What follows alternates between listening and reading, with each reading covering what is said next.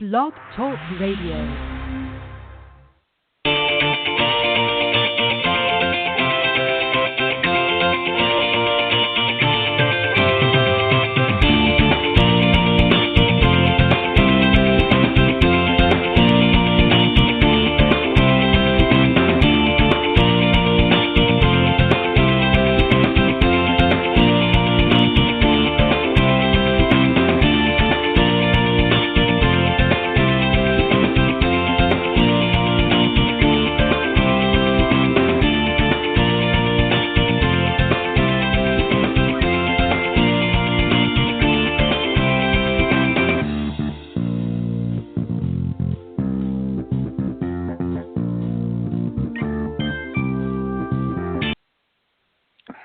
All right, good evening, everybody, and welcome to Golf Talk Live. I'm your host, Ted Odorico, and we've got a great show for you tonight. As always, we're going to start things off here in just a moment or two with another great round and discussion on Coach's Corner panel, and I've got two great professionals that are going to be joining me here in just a minute, and I'll introduce you to them and bring them on here in just a moment. And then a little bit later on, I'm going to be joined by my very special guest and good friend, Meredith Kirk. She's a creative media consultant and an LPGA teach professional, and ranked one of the best young teachers in America multiple years by Golf Digest. And she was a former Mrs. South Carolina Mrs. South Carolina America back in 2014. She'll be joining me here on the second half of the show. But let me remind everybody, of course, we are live every Thursday evening from 6 to 8 p.m. Central here on the blogtalkradio.com network. Best way to find us is go to blogtalkradio.com/Golf Talk Live, or just type Golf Talk Live up in the search key, and that will take you to the main page. For some reason, if you can't join us live, not to worry. You can just scroll down that page, and you'll find the on-demand section. That's where all of the previously aired shows, including tonight's, will be there in the recorded version in their entirety. So you can always scroll down to the on-demand section when it's convenient for you if you can't join us live on Thursday evenings. Or some other great ways to tune in through social media. You can go to iTunes.com, Stitcher.com, TuneIn.com, or now TalkStreamLive.com, and again, just type in Golf Talk Live, and that will take you on those social media platforms. So lots of great ways to connect with the show and listen, whatever's convenient for you.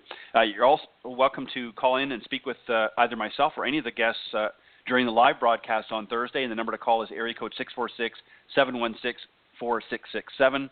And you can also email questions or comments to me personally at ted.golftalklive@gmail.com. And, of course, I update on all pretty much the main social media platforms: Facebook, LinkedIn, and of course my Twitter handle is Ted and Buck CEO. But if you go to Facebook /Golf Talk Live blog, or on my personal page, you can find updates as far as who's going to be on the Coach's Corner panel that night, and also who my special guests are going to be, and the same on LinkedIn.com, and of course Twitter. As I said, my Twitter handle is Ted and Buck CEO. CEO is in capital letters. And thanks for all of the new followers there as well. All right, as I mentioned, I got a great panel here for Coach's Corner. I've got two fantastic professionals. They've been on many, many times over the years, both as guests and also as featured panelists on the Coach's Corner. And I'm going to read them out here, and then I'll get them on, and we'll start tonight's discussion. First up, of course, is Jamie Leno-Zimron. She's a speaker, instructor, body worker, and consultant, and an Aikido 6th degree black belt. She's also, of course, a Class A LPGA teach professional, corporate and conference speaker, executive trainer and coach, and she's also a speaker for the Visage International and the Executive Committee of Canada. Also on the panel tonight is Chuck Evans. He's a Golf Magazine Top 100 teacher, a Golf Digest Top Teachers in America, and a Top 50 Growth of the Game teacher as well. Chuck is the Director of Instruction at the Emerald Bay Golf Course in Destin, Florida, and, of course, the owner of Chuck Evans Golf. Guys, welcome back, should I say, to the Coach's Corner panel. Thanks, Ted. Thanks for having us. Always happy to be here. All right. Yeah, you guys, it's like old home night. Very quickly before we start, Jamie, I wanted to give you an opportunity. You had some additional awards that you're very excited about, so go ahead and just take a moment and let the listeners know some of the recent awards that you've recently won.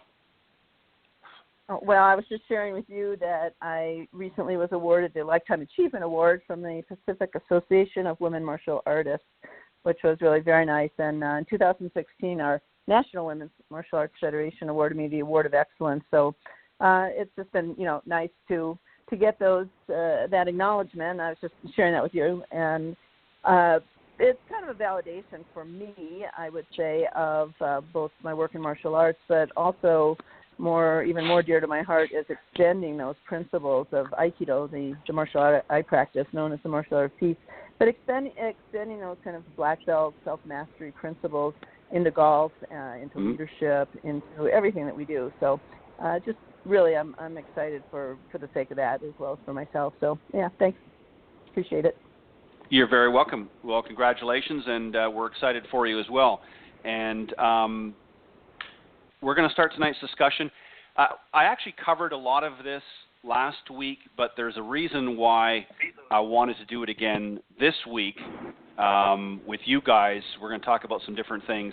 But this was based on a recent annual report that was put out by the National Golf Foundation.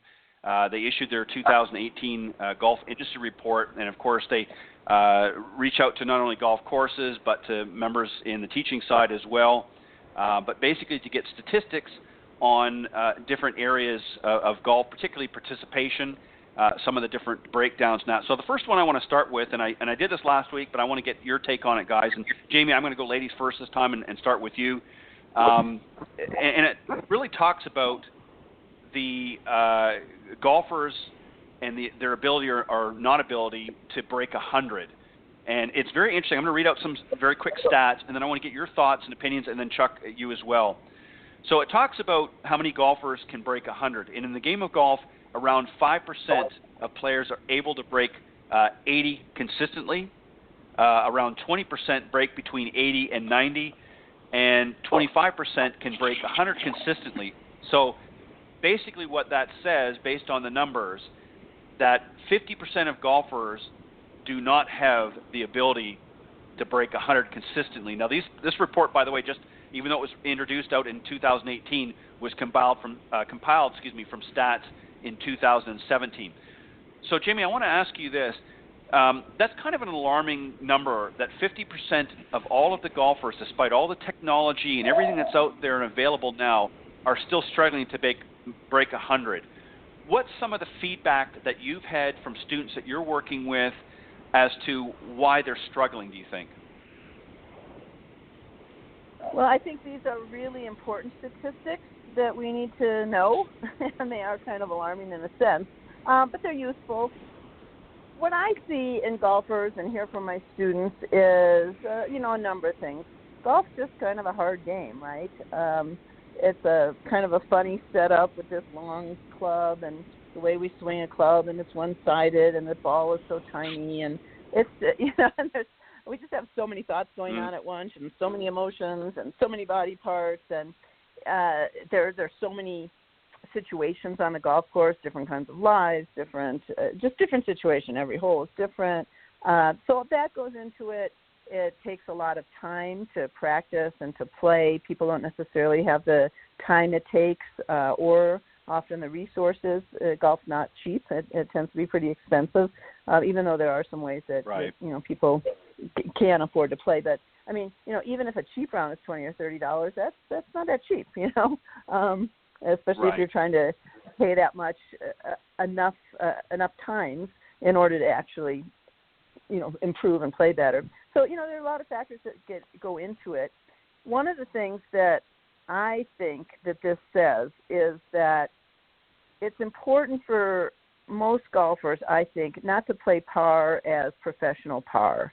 I don't think we see that in any other sport particularly. Like, why are the vast majority of golfers who are having trouble or difficulty breaking 100 or 90 playing to this par 72, which professionals at extremely high levels who are essentially like Olympians, right, in the game, and have the greatest equipment and spend all this time and come up through all kinds of ranks, and mostly since they were kids, why are all the rest of us playing to that same par? And I think that what I try to do with my students is to say, just make bogey par, because bogey would be shooting 90. Now, if we think that only, and know that, roughly only 25% of all golfers even break 100, playing par at bogey, and for many people actually double bogey, 108. There are a lot of people who are shooting in the 120s all the time. That if they shot 108, that would be a thrill. That would be progress. And so there's a psychological factor to that. So let's say that most people are playing par as bogey. That means that people would have all the joy and all of the positive biochemicals and positive mindset of, hey, I made par. And when they make what they think of now as a par, as a birdie, they'd be getting birdies on a more regular basis, just like the pros do when they shoot, under 72. When they make a double bogey, that would only be a bogey. That wouldn't be so bad. And if you think that most people aren't even shooting 90, I think for those people, which we're talking about, 75, 80% of golfers, it just makes sense to change the mindset and to say it's okay. We should actually be playing bogey golf as par golf. That would really positively affect the psychology and the mindset and the biochemistry of most golfers. And, for the golfers who are shooting 70s, 80s, stay at par 72, that's fine. But we all need to have the experience of making more pars, making birdies, not having these, gigantic blow-ups, and reaching our targets, reaching our goals, feeling good. Hey, if I shoot 90, that's like shooting a 72 if I was a pro. So I think that would really make a difference. And I try to get my golfers and my students to work with that idea and not feel like that's just, kind of, not really, or that's something really not so good, or that's some kind of weak goal. I think it's actually very, very powerful and can contribute I like that. To better golf and feeling like we're really making progress and, hey, I am a good golfer.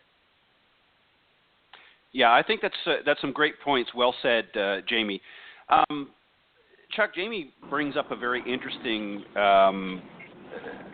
sort of analogy here, if you will, of what we just talked about with the ability or not ability of breaking 100. And really it goes to the theme, if you will, of playing your game. We hear that term sort of thrown around quite a bit in the golf industry, but what does it really mean? Obviously, Chuck, I know that you play with, or teach rather, all different levels of golfers. I know you've taught some very elite golfers as well as some higher handicap golfers. But the stats don't lie, and there's still a lot of our, and I'm going to get into the numbers of just how many people are actively playing golf here in just a moment, but that's a pretty high percentage, 50% or maybe even higher, are still struggling to break 100. So first off, what do you think about Jamie's idea of maybe, I'm not saying having an industry-wide change that we have to now call 90 the new par, but maybe individuals playing to their own game and their ability, maybe playing bogey golf as their par. What are your thoughts on that? And then what are your thoughts as far as what some of your students have said? Well, so I've said this many times on your show and in print every place else, that par is relative to your handicap. So if you're an 18 handicap, 90 is your par. So you play off of that number. So if you go out, so let's say you go out and you shoot 88. Well, instead of saying I'm 16 over par, you can say you're 2 under your par. If you're if you're a 30 handicapper, right, then your par is 112. If you're a 6 handicapper, your par is 78, etc. So that goes hand in hand. That goes hand in hand with also the length of tees that you play. So, if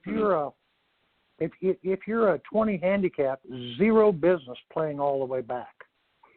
Move up to where you've got a shortish, let's say 7, 8, 9 iron. Even if you whip your drive, you have a 7, 8, or 9 or less into the green. I mean, we see it every day out on our tee. People are at the very back because they think that's where they have to play it, And I'm actually surprised that the number is 25% because the last study I did, which was 15, 16 years ago, only 1% of golfers broke 100. So the trend's going up, although it's still pretty dismal, but at least it's gone from 1% to 25%. So I think with my players, I mean, we spend more time on the golf course learning how to score than we do focusing on making the perfect, if there's such a word, swing. Because it's never going to be perfect. Right. The best players in the world hit bad shots. So, why would you expect to make a great shot every time you hit a golf ball? I don't know if you remember, but years ago on Cheryl World Series of Golf, it was Hogan and Snead. Hogan hit every fairway and every green, and he shot 69. So Gene Sarazen says, Ben, that may have been the greatest round of golf I've ever seen. And Hogan said, and Sarazen said, yeah, you hit every green, you hit every fairway. And Hogan says, yeah, and I shot 69. So he was lamenting that he didn't make any putts, so. Right. At the end of the day, even at the highest level, I've been, out on with tour players for 30-something years, and they don't practice. The ones that are kind of mid-level or on the low end of the money list, they don't spend a lot of time on their short game, which is exactly where they should be spending their time, because everybody hits it out there about the same. There's some guys that hit it longer, some that hit it straighter, but it's the guys and gals that have the short game that consistently win. So if you look at the Champions Tour, what you haven't seen on the men's tour is a player that led season-ending, led greens and regulation and putts. You've never seen that on the regular tour. It was done on the Champions Tour, however, by Hale Irwin, and he won 9 events that year. Well, if you lead in greens and you lead in putts, you should win 9 events. Right. That's a great point. It really goes to the fact that people need to be realistic with their expectations, and you're right. I think that golfers need to move up. I mean, Jack Nicklaus, of course, has said this for many, many years about moving forward in the tees that you play, because if you're not able to break or consistently even make a par with any sort of regularity, even if it's for half of the holes, as you said, Chuck, you really have no business playing from the back tees. And I think obviously it becomes an ego thing, especially for the guys, the younger guys particularly. They get out there and, the adrenaline's going and the testosterone's pumped up, and they think they're going to hit it a mile. And some of them can hit it a mile, but they just can't chip and putt worth beans, and they ultimately still can't break 100. So, moving them up, maybe a tee or even 2 in some cases is going to be a little bit more fun. And it really boils down to this, guys, is it's about having fun out in the golf course. And if you're not able to play with any sort of consistency or a reasonable ability, then you're not going to have much enjoyment out in the golf course for most part. Now, some people don't care; they don't care how they play. They just like being out there. They love the outdoors, and that's fine too. But for somebody that wants to, see some modest or steady improvement, you have to be realistic with your game. And I think that those stats that I read out really talk to that part of it. As I mentioned, I was going to talk about the number of golfers, and there's an interesting statistic. And yes, I'm sorry. Go ahead, Jamie. Oh, yeah, I just kind of wanted to piggyback a little bit on what you said and what you both said, which is that this matter of enjoyment over ego, I think, is very important in golf. And so much of the time, ego rules, right? So we play back tees, or we're can't let go of like pro par, that sort of thing. When enjoyment is really increased, when we can let go of those things. Jack Nicklaus is even a proponent of play the tees that match. And I remember my dad, he's like over 80 years old. It's like, Dad, you can kind of move up. And boy, his ego, it was so hard for him to let go of that. But when he did, oh my God, I mean, he played a golf course that fit his game, and he just started really having fun. Not only that, he improved more because he was having success. And this whole truth, it's kind of cliche, but success breeds success. And it's very important to us psychologically to feel like we are succeeding, we are progressing. It's very detrimental to feel like we're in constant frustration and failure. So, and also, kind of learning theory is that we learn and we grow when we kind of ride that edge of challenge and success. So we want to keep the challenge just a little bit ahead of us. So it's maybe a little bit harder than we can do, or where it's still a challenge, right? I'm not hitting like 9-iron or wedge into every hole, maybe a bunch of them, but, I've still got some longer shots or hybrids in, but I'm not playing where it's like the whole time I'm hitting my fairway woods into the green. That's just too much. So, we want to keep the challenge just a little bit ahead of us. And so what are the tees that do that? What is a par that fits? As we're saying, that fits our handicap. And when we do that, we find that there's more growth, there's more improvement, there's more enjoyment. And at the beginning and the end of the day, I think that that's what playing golf is really all about. Yeah, I agree. Well said. I want to move on to the actual golf's participation, the base. And I'm talking about, and I'm obviously referring to here in the United States primarily. No need to get overseas or anything at this point, but these stats obviously are talking about here in the United States. But they estimate just a little under 24 million people played on a golf course, and I want to emphasize on a golf course in 2017 as the same year earlier. So from 2016 to 2017, there wasn't really a big bump up of people playing overall. But here's an interesting part of the statistic. Another 8.3 million played exclusively off course at a variety of different facilities like driving ranges or indoor simulators. And of course, they mentioned Topgolf is a big draw as well. And this sort of brings the overall participation pool, if you will, to approximately 32 million. Now, obviously, there's going to be some crossover in that 8.3, and I mentioned that last week, Chuck, because you're going to have people that obviously go out to the driving range that maybe follow up and play a round of golf at some point, if not at that day, another day. So there's probably a little bit of crossover. But here's what I want to talk about with that 8.3 is there are a lot of people that are interested in the game and play some form of golf or associate themselves in some way of golf. And again, I don't know how many of those people are actually out playing on a golf course at some point, but that's a pretty meaty number, if you will, to be quite frank. What do we need to do to get them from the range, from Topgolf, to some of these other things? Because obviously what we're doing right now as an industry is not working. And we are getting new golfers, and I'll talk about that in a minute. But what do we need to do to transition some of that 8.3 or let's say even 7 million and get them out to actually playing on course and make that 23.8 or 24 million, that number bump up a little bit more to on course play? What are your thoughts there? Well, I think first you have to look at how they break it down demographically with Topgolf and those versus the players that are on the golf course. From the numbers and the stuff that I've seen, it's typically a younger crowd. They can go out there, they can have pretty decent bar food, choke down a couple of beers while they're playing the game with their buddies, sitting around that 6-top table.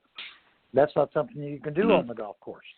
Sure, you can drink and play golf, but it's not even close to the same experience. So when you factor out that demographic, I think that 8 million comes way down versus the demographic of the golfers that play golf, of the players that play on golf courses. The golf course membership model, by and large,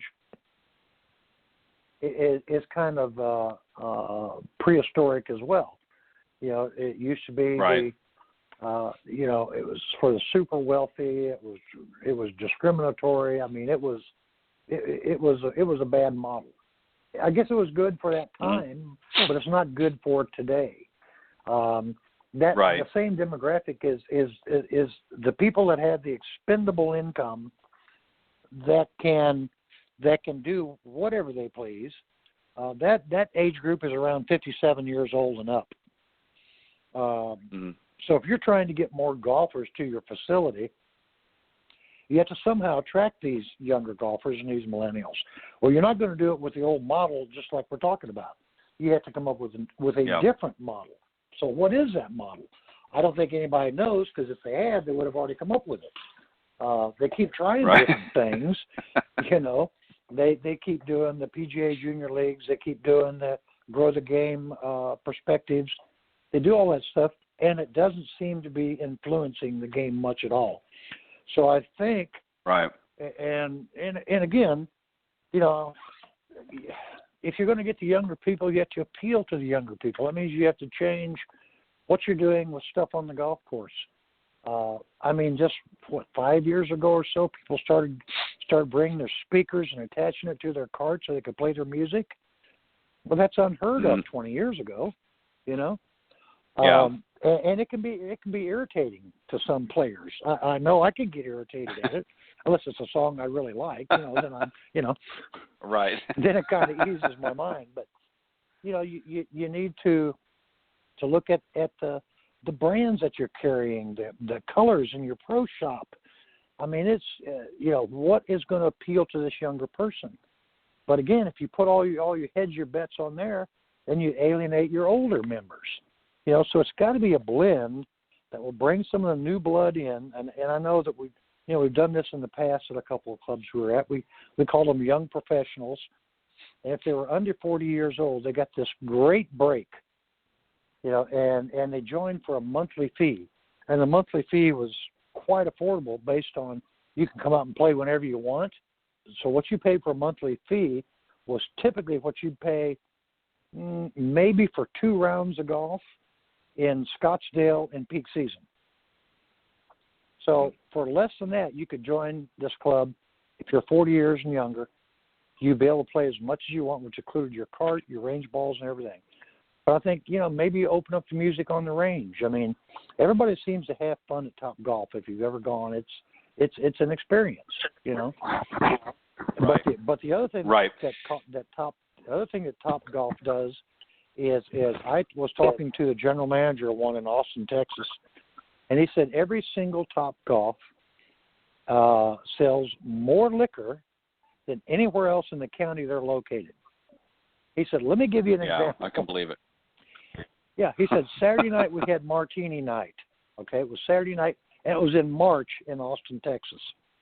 So it wasn't exactly warm. Huh. He told me, he said they did $177,000 that Saturday night, martini night. There are food and beverage operations at golf clubs that don't do that in a year, and they did it in one night. So I'm not promoting doing that either. I just know what the numbers are. So, and again, if somebody actually had an answer, we'd be headed in that direction. So. Yeah. Jamie, I want to throw another component in here. I want to certainly get your thoughts on this as well, but I want to throw another component in here because you brought it up earlier, and we're talking about the price. And one of the other stats that they refer to here, of course, is the average price paid for an 18-hole round at a public golf facility is $34. So, and that's just the average price. So there's a price factor as well. But I want to also mention very quickly too, Jamie, and then I'm going to get you to share your thoughts. Chuck raised a very interesting point there with his, discussion about Topgolf.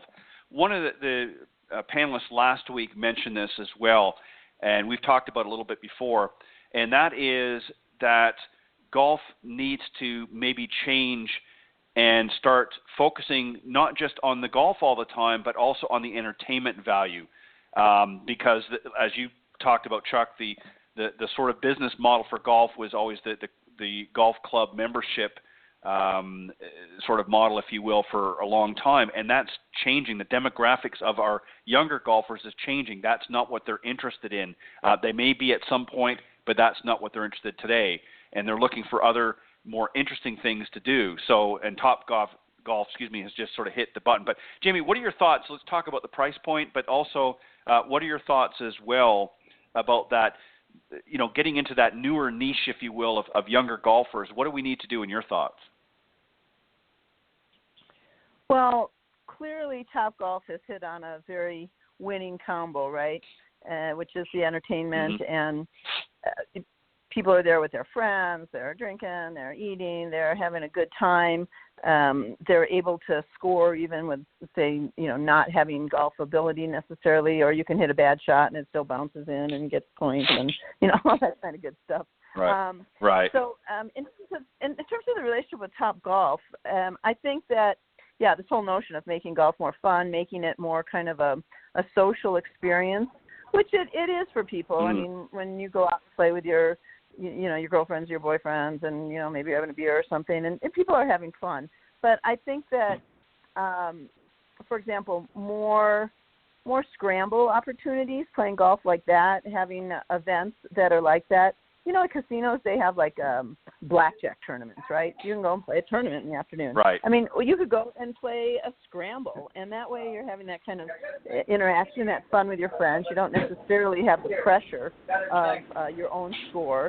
You're having a team experience and a social experience. So, I mean, I think clubs could offer more of those kinds of things that aren't only in a charity tournament situation. A lot of charity tournaments do a lot of great things, and you've got your mulligans and your licorice and your string and all kinds of different ways that you can score and have fun and make strategic decisions. So I think making more of those kinds of opportunities, but basically taking the clue from Topgolf that we need to make golf more fun for people.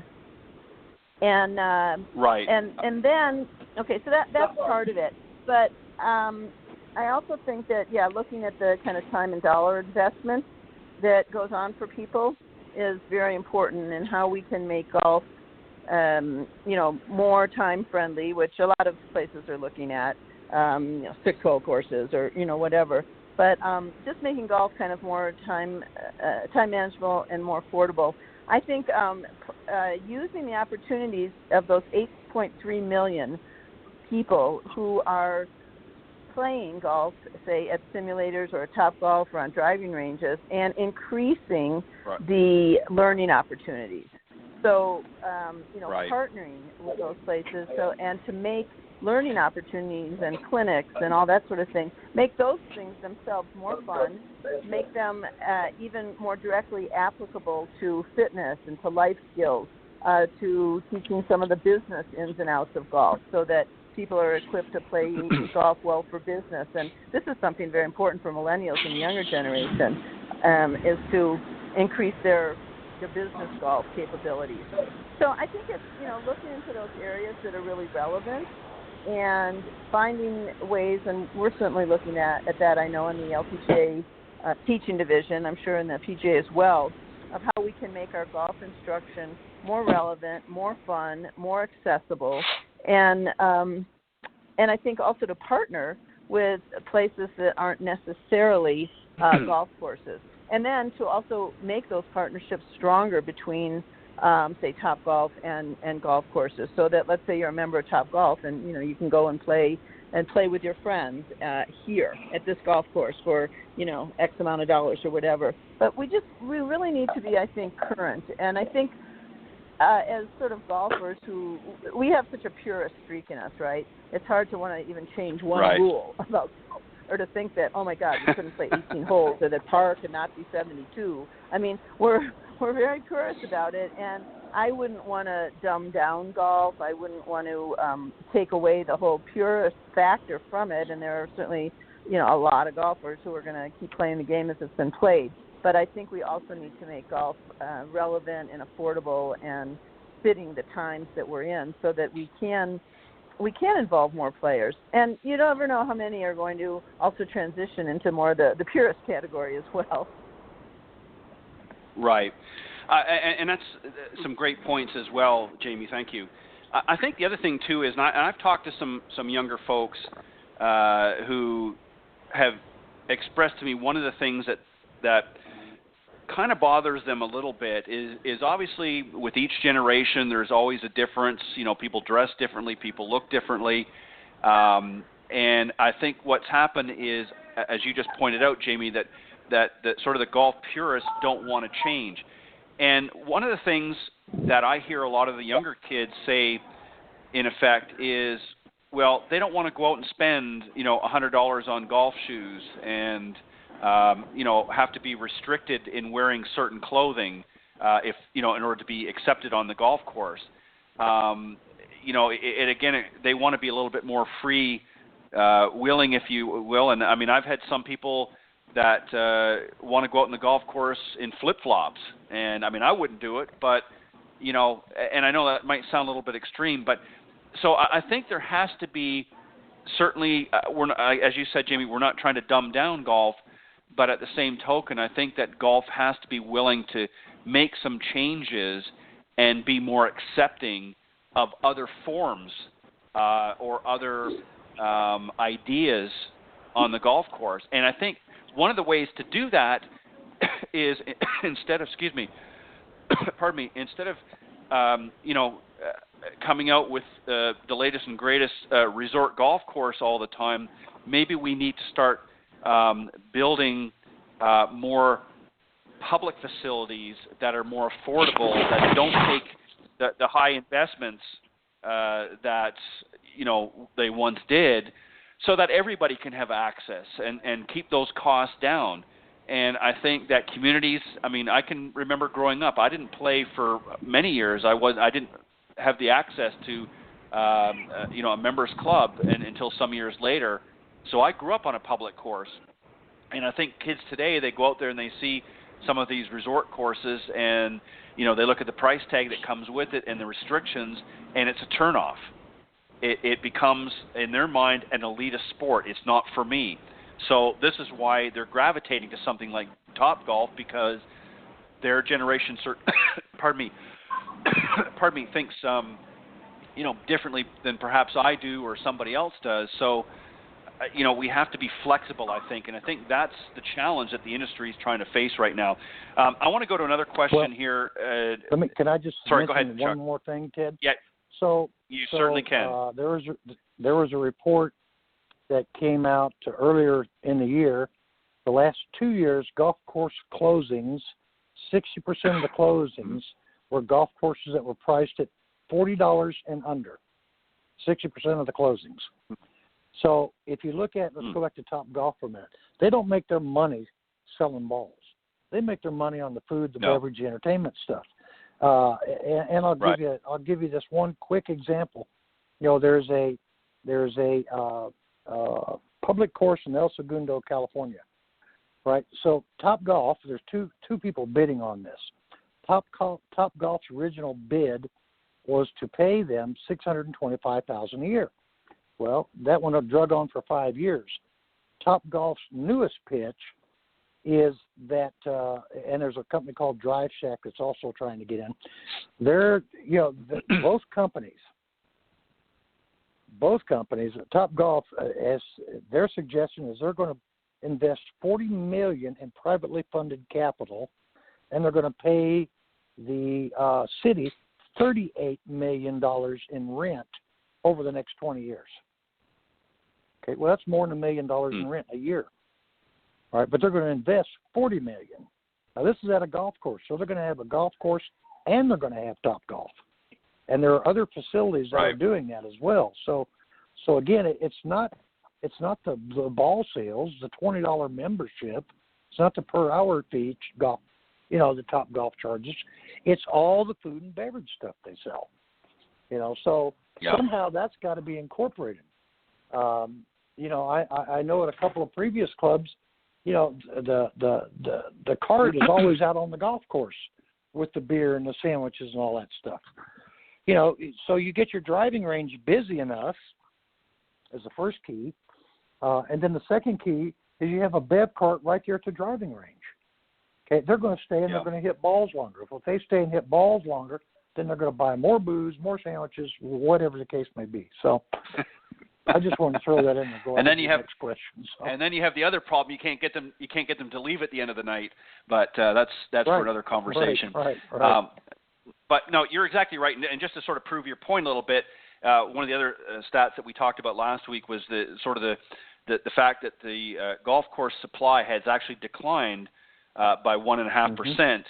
With the opening of only 5.5, I don't know how they did the half, I guess 9-hole, new 18-hole equivalent courses, and 205 course closures. So Right. basically what it was doing is a continuation of a course correction in supply and demand. So I think that's the other thing, too, that has to be factored in. Jamie, I'm going to come back to you, and I want to talk about women in golf. And here's a couple of interesting stats, both as newcomers but also just in women in general. And so I'm going to read you out two stats, and I want you to comment on it. There are 5.8 million women who played golf on a course in 2017. Women account for 24% of the on-course golfer base and 41% of off-course only play. So off-course, what we just talked about. But also interesting in the stats is newcomers to golf are increasingly diverse.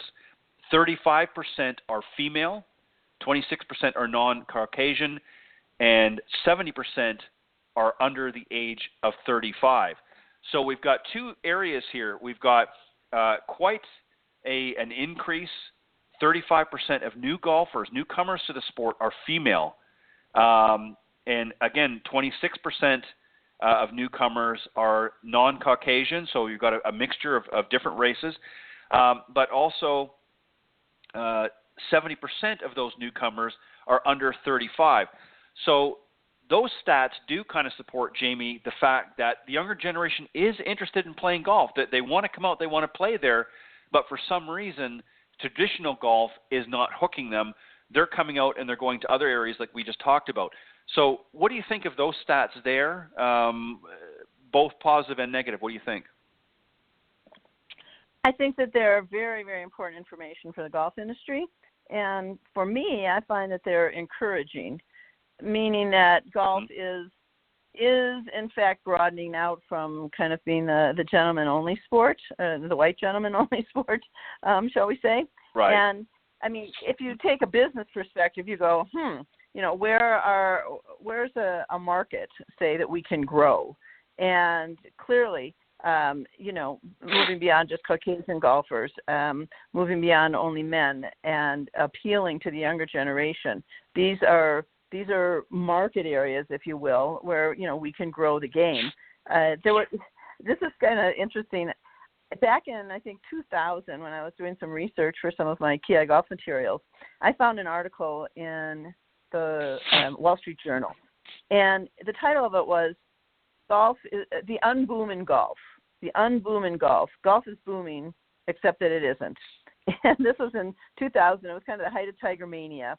And there were a lot of statistics about how spectatorship was growing. I mean, Tiger clearly interested a lot of people to watch golf, but that the actual sort of entry attrition rate in golf was remaining the same, 3 million in, 3 million out every year, and that it was kind of an illusion that the game was really growing.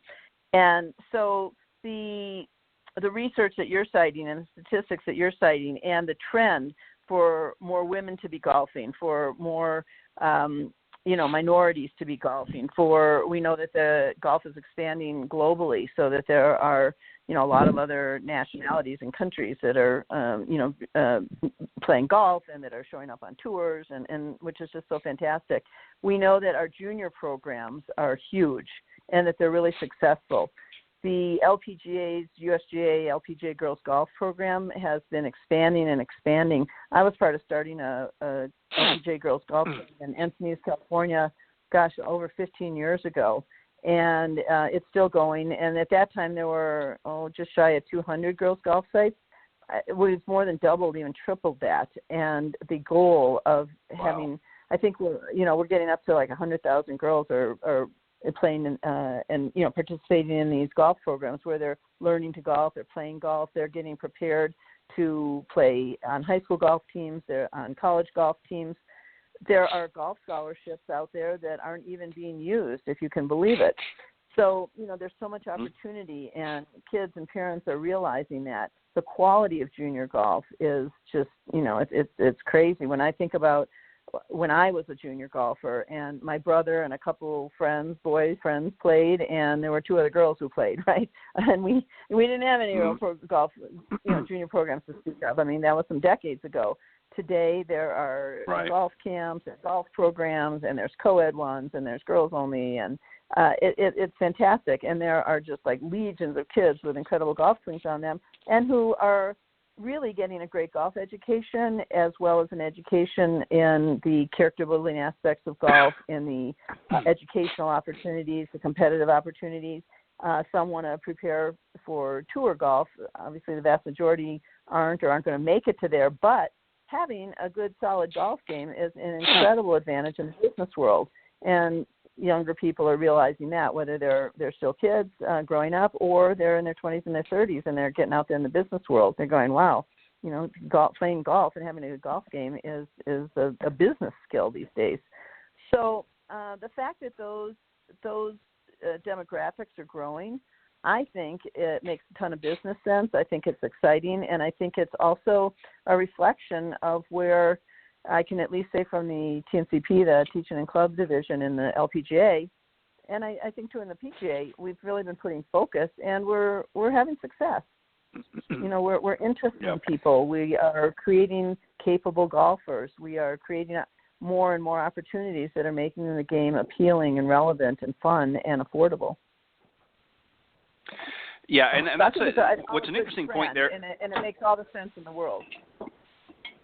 Yeah, and I agree 100% with everything you just said. I think the other thing, Chuck, too, that a lot of these other initiatives are starting to show is that there are other options with your golf game besides playing out on the LPGA or the PGA Tour or even the Champions or Legends Tour later on. There's business opportunities. There's just going out there and having fun with friends and maybe some coworkers or what have you. So there's a lot of different opportunities. But those are interesting stats. I want to throw one more in here, Chuck. You and I, a couple of old dogs here, so we can't forget those. But the number of golfers age 65 and over. Listen, I threw myself under the bus too. So, but golfers age 65 and over, over increased 13% to 3.6 million in 2017. So this number is obviously going to continue to increase as baby boomers cross the line. So even our older golfers, those numbers are starting to go up as well, just with the onset of baby boomers. So there's some exciting opportunities there, and obviously many of them might be some of your more traditionalists, if you will. But let me get your thoughts first on the other stats with the increase in female, to nearly 35% of newcomers, and obviously, non-Caucasian as well with diversity. I mean, we're seeing that. I think, to be honest, let me just say this, and then I'll let you get your answer. I interview, of course, Tuesday mornings with Cindy Miller. On my other show, The Women of Golf, we have the pleasure of interviewing a lot of Symetra Tour players. And it's amazing the diversity, obviously on the LPGA, but on the Symetra Tour particularly, the diversity of non-Caucasian golfers from literally all around the globe. You don't see that as much on the men's tour as you do on the ladies' tours. But what are your thoughts there? And then also about some of our older golfers as well, the stat that I just read out. Well, I would say for the last 20 years at least, the highest number of new golfers coming in every year were female. They were also the highest number of people that left every year. So I think those stats kind of balance each other out. The 25 and under, they're not coming to the golf course, so they're going somewhere. They're just not coming to the golf courses. So that goes back to how do we get these people to the course? And as far as the having different ethnic groups, I mean, I think that's great because, all you have to do is look at the LPGA, for example. I mean, the LPGA is being dominated, by Asian and Swedish players. They're not being dominated by American players anymore. So you have to ask yourself, right, so why so many Asian women are playing and dominating? Why isn't the same true for the Asian men? And, I think that answer lies in the fact that they're required to do service, just like Sang Moon Bae. He was rolling along pretty good, and wham, he had to go and do his 2 years of military service. So he's fighting his way back. Right. And I don't think, I mean, I've witnessed this firsthand down in Orlando area. because there's a big training facility down there. It has a couple of golf courses with it. And any given morning, you can walk out there, and there are over 100 Asian kids every morning, male and female, all working on their golf games. They stop and they eat lunch, and then they go right back to it, and they put in 8-hour days, 7 days a week. So that, to me, that would explain. I mean, I had a girl that used to coach, and she was she was number one player in Northwest Florida. She was recruited by Florida, University of Florida. She played 2 years.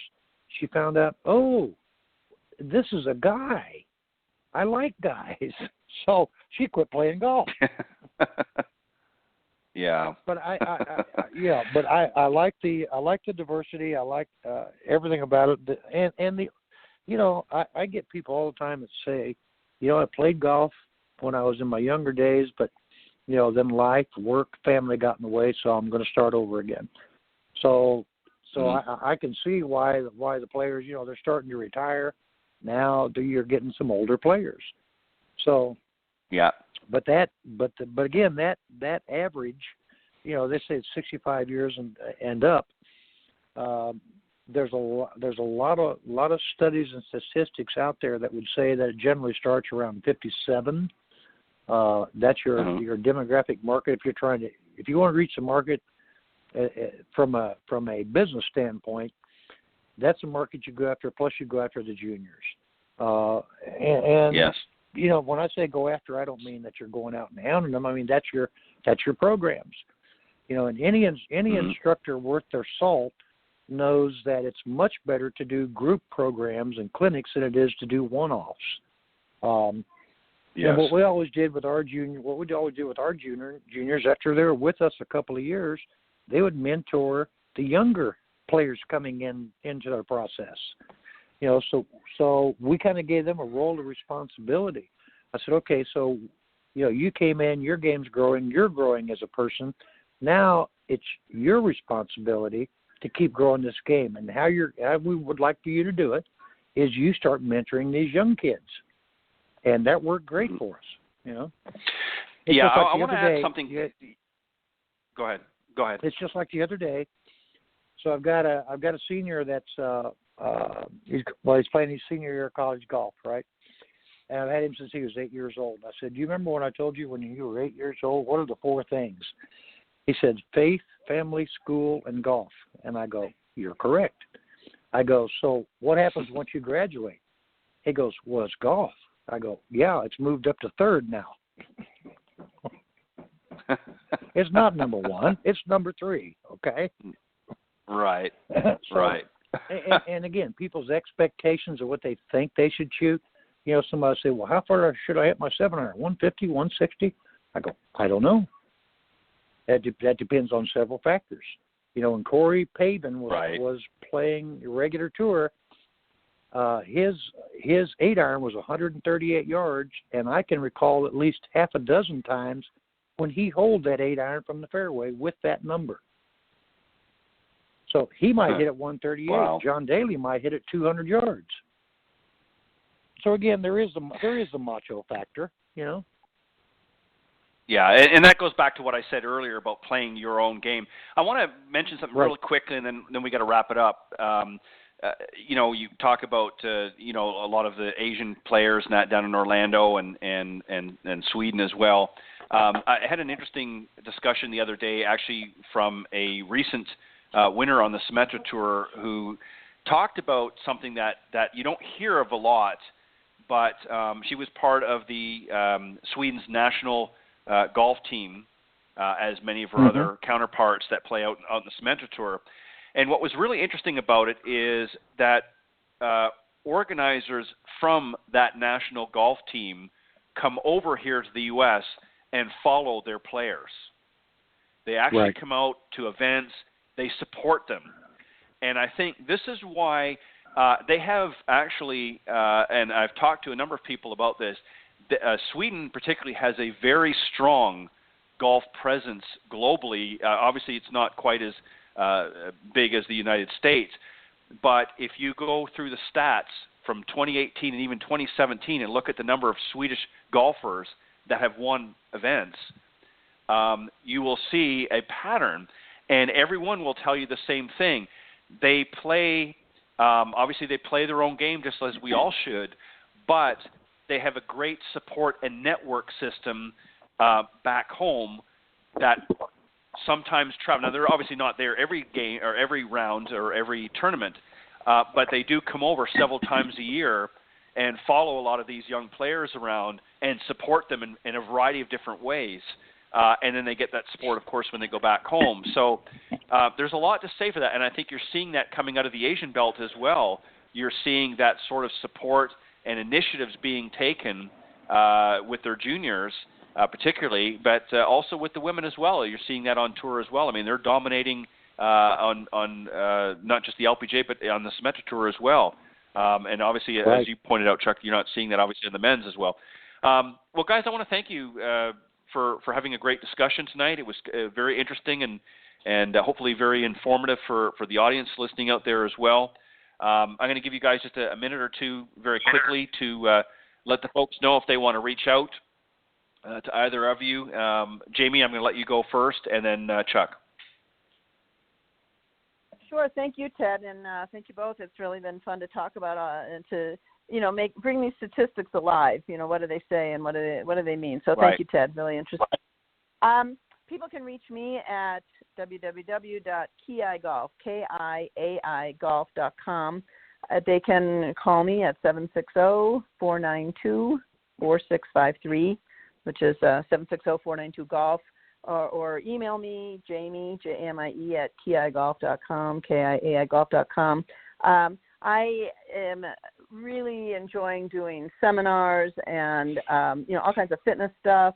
I have a very holistic approach, as you know, to golf instruction that is game-changing. And I also do business and golf trainings and a lot of peak performance, stress management, how we manage our stress so that we can stay in our highest and best mindset and emotional state so that we can perform at our best. So, and I also do Skype lessons and, kind of that way as well. So, happy to receive any calls and emails and respond directly. Thank you. All right. As always, Jamie, thank you very much. Chuck, what about you? I know you're a very easy man to reach, so how can the folks reach out? And you're going to be taking a little road trip here in a little bit, heading back out west. Tell us a little bit very quickly about that as well. Yeah, next weekend, going back out and do another traveling school in Arizona. Did one a couple of 4 weeks ago maybe, up in Sedona. So they're always fun to do. But you can reach me through the website, chuckevansgolf.com. There's phone number, email, everything's right there. You can reach me on all social media at Chuck Evans, Facebook at Chuck Evans, Twitter, LinkedIn, Instagram, all that stuff. But the phone number is up on my website, so you can just go there. You can also join our newsletter where we keep up with all of the latest and greatest what's happening in the golf world, as well as some instructional guides. And you can do that through the website as well. And then we are getting ready to launch our video site. And you can, it's not ready, so I don't want to give you the URL yet. But next time, hopefully, we talk, I'll have it. But a lot of great content up there, a lot of webinars up there, because we do tons and tons of webinars where we will have a subject and then we answer questions from the audience. So there are right now about 242 videos up there in that range, 240 plus. But yeah, it's going to be interesting, and you can get a 30-day free trial to look at everything you want to do, and then after that, you can make a decision whether you want to stick around month to month or not. So, but you can reach me also at Emerald Bay Golf Club here in Destin, Florida, for out-of-town guests if they want to come in and spend a day, 2 days, 3 days. We do have a guest house available on property. It's about 100 yards maybe from the driving range. Just have to check availability on dates on that. So that's about it. Perfect. So you can pretty much roll out of bed and hit the driving range before you go out and play a quick 18. Very good. Exactly. Well, Chuck and Jamie, thank you very much. Yeah. thank you very much for joining me tonight on Golf Talk Live's Coach's Corner panel. As always, we have some interesting discussion and gives people some pause to think about some things, and hopefully everybody learned a little bit tonight on the discussion. But as always, thank you guys for giving of your time. I appreciate it very much, and I look forward to you guys joining me again in a few weeks here on the Coach's Corner panel. Thanks, guys. Thanks, Jay. It's always great to be on. Thank you both. All right. See you guys. All right. That was my very special guest, Chuck Evans and Jamie Leno-Zimron on the Coach's Corner panel. Now I have the distinct pleasure and honor of welcoming back. She's actually been on the show a number of times over the years. And I'm going to do an introduction here, and I'm going to bring her out. We've got lots to talk about tonight, so I hopefully she's rested from her busy day and is ready to answer a few questions. Of course, I'm talking about Meredith Kirk. She's a creative media consultant and nationally ranked LPGA teacher professional and has been awarded the best young teacher in America multiple years in a row by Golf Digest. She's also a former Mrs. South Carolina America in 2014 and also achieved recognition by Golf Magazine as being selected as a top innovator in golf for her creative development of a national nonprofit junior golf program, which we're going to talk about tonight, that provided fitted golf equipment to youth.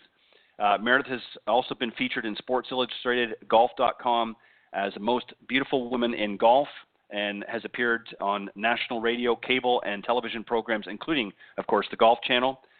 She graduated from Coastal Carolina University with a BA in Public Relations and a BA in Biblical Counseling from Trinity Bible College.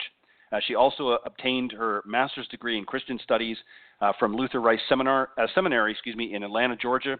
And she's also authored multiple books, including a golf instructional book entitled Skills Drills. You can find Meredith on multiple digital platforms, including MyrtleBeachGolfTrips.com and MBN.com, representing the best of Myrtle Beach Golf as their spokesperson. And she is also a brand ambassador with Callaway Golf and Antigua Apparel. So let me welcome my very special guest, or should I say welcome back, my special guest and friend, Meredith Kirk. Hey, good evening, Ted, Meredith, and how welcome. Are you doing? Thank you so much. I love coming on your show. I was looking forward to this all day. I'm like, yay, I get to talk to Ted tonight because we need to catch up. I haven't talked to you in a while. No, it's been a while. And I want to, and I know you've probably told this story to death, but I want you to share because there was something I remember back a few years ago when you were first running, and I want to get this part out of the conversation, and then we'll get into obviously some of the other things. Sure. But I remember you told me sort of on the lowdown that you were going to run for Mrs. South Carolina. And the reason why I wanted to ask is it was something I was watching one of the videos recently, and I didn't know this part. But I want you to explain to the audience why you actually decided to run, the real reason behind it, which probably most people would not know. And I found it very endearing and very interesting. So I want you to very quickly share that story with the audience, if you don't mind, and then we'll move on to golf.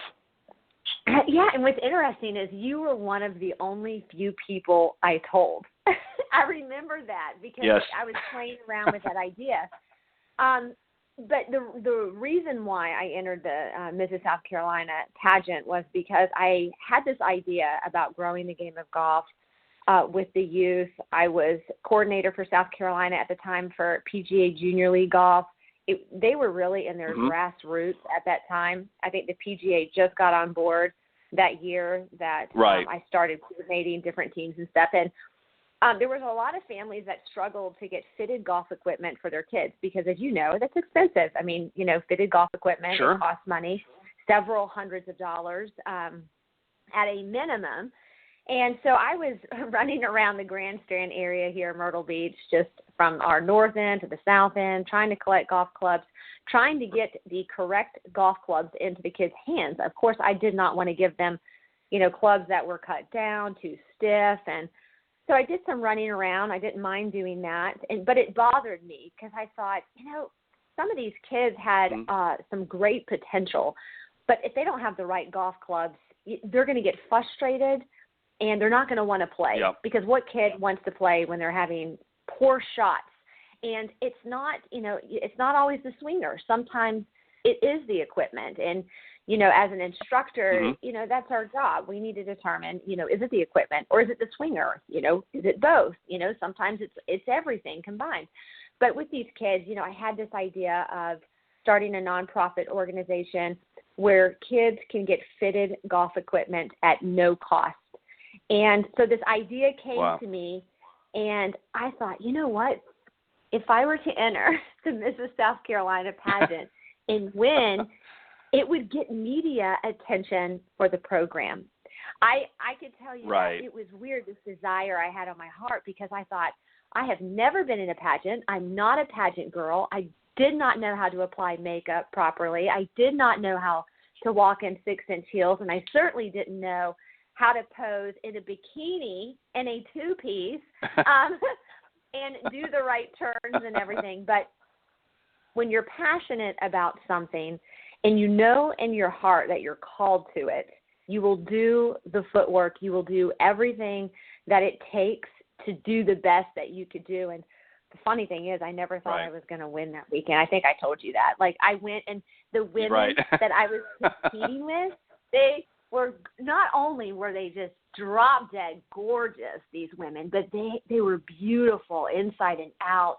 I mean, just on every level, incredible women. In fact, when I met them, when I saw them, I said, I'm not going to win. But when I met them and got to know them, I said, there is no way I have a chance. And I actually was glad I didn't tell many people I entered, because I was like, I am not going home with the crown. And you know what? By God's grace, I did. So that's a miracle. That's right.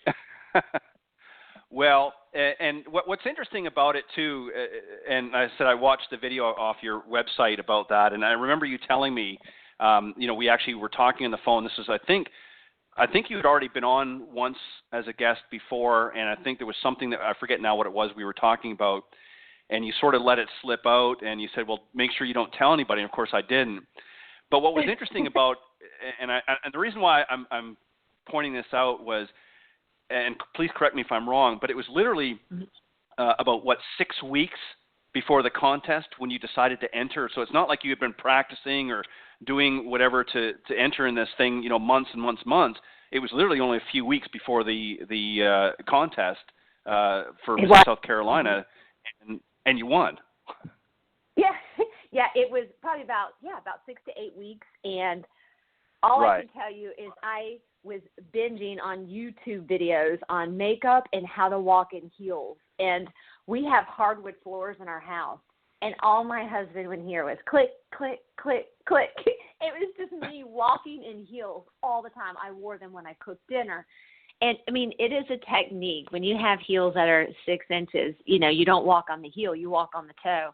And so it's learning how to walk. And so I basically took crash courses on YouTube on all this pageant stuff I could get my hands on. And then I studied prior winners. That's the key. You know what? That's the key at anything, whether it's golf, whether you're doing a pageant, you study the best, you watch what they do, and you emulate that. But you add your own personality to it, your own self to it. You don't want to be someone else, but you can emulate those qualities that you want to. And that's what I did. I was like, okay, I want to walk like her. I want to talk like her, and I just watched the people I admired the most, and then had my own flair to it, I guess. I got lucky. Well, it was a well-deserved win, and I know you put more than 100% into it. It was, as I said, well-deserved. And I guess selfishly I wanted to share that because I found it very interesting and again, very endearing, Meredith, because,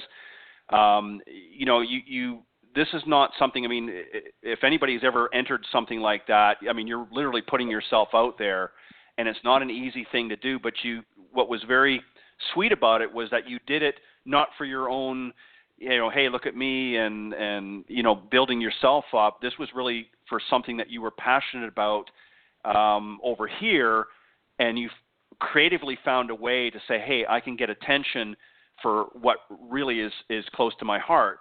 And I like the fact that you did that, and we're very selfless about it. So kudos to you for that. All right, so let's talk about. You're always welcome. So let's talk about, you've got a new website, and we're going to give that link out here in just a second. But I have to ask you sort of how you came up with the name. Obviously, it's meredithkirkcoaching.com is the website, but you refer to it as the quintessential coaching. So first off, what is quintessential coaching? Give us sort of the short answer of it, and then there's some things I want to specifically break down that I saw on your site that I found very interesting. Sure. Yeah. So this word, it's funny. You know, I love creative stuff, and I love creating new things, coming up with new ideas or ways to present things in a new light. So I've always been pretty creative when it comes to things like that. And so sometimes words, kind of get in my head. I start thinking about something and just my mind kind of goes down, 10 miles down the road with it. And the word quintessential has been in my mind for about 3 years. And I love that word. It's one of my favorite words. I just kind of got stuck on it. And quintessential means the essence of something, in the purest form. And a lot of my students, I've in golf as an instructor, I've been teaching 2 decades now. The more you instruct, and I know if there's any instructors listening, I know that they can relate to this. You start to develop, you really get confident with what you're good at as an instructor. You develop a niche. And, for many years as an instructor, I was kind of doing everything from club fitting to putting, chipping, bunker, I would say I was basically on all aspects, pretty equal. But what I have found, especially the last 3 years, is I really have developed a niche in my instruction now. My niche is the fundamentals of the game. So this word quintessential to me is the essence. And with golf, the fundamentals are the essence of the swing. What I have found is this. So when I'm working with a student, I always go back to the fundamentals. So if I see an issue, let's say at the top of the swing, or there's something going on in transition, let's say they're getting too steep during transition, and I see how that's affecting the ball flight, impact, etc. What I do is I always go back to the pre-motion components, go back to the very beginning, and then I work the swing out. And so it's basically my method of instruction, and I have found I've gotten really good at this the last 3 years, narrowing issues down in the swing so that the student doesn't have to keep coming back week after week after week. It's almost, and I'm a good steward of money too, because I am a mother. I do have 3 kids, and I try to make golf lessons affordable. I just have issues with charging too much for a golf lesson because I love teaching so much. I want people to experience a quintessential golf lesson with me first and foremost. I want everybody to experience that lesson where it's just really focused on the fundamentals. And also when you focus on the fundamentals like that, you knock out so many different other issues, so where students don't have to keep coming back. Sometimes I'll have students that come to me saying, I was getting lessons every other week for 6 months. And I'm like, what? You know what? Let's just have one lesson. Call me in 2 weeks and let's see where you're at. Because, golf, if you have the quintessentials, you have everything you need to be a successful golfer, to go out there and have fun. So that is what quintessential means to me, and that is why my new website now is Meredith Kirk. It's Meredith Kirk Coaching. It's the quintessential golfer. So you'll see that a lot on my website, that word. Yeah, I noticed that, and that's why I pulled it off.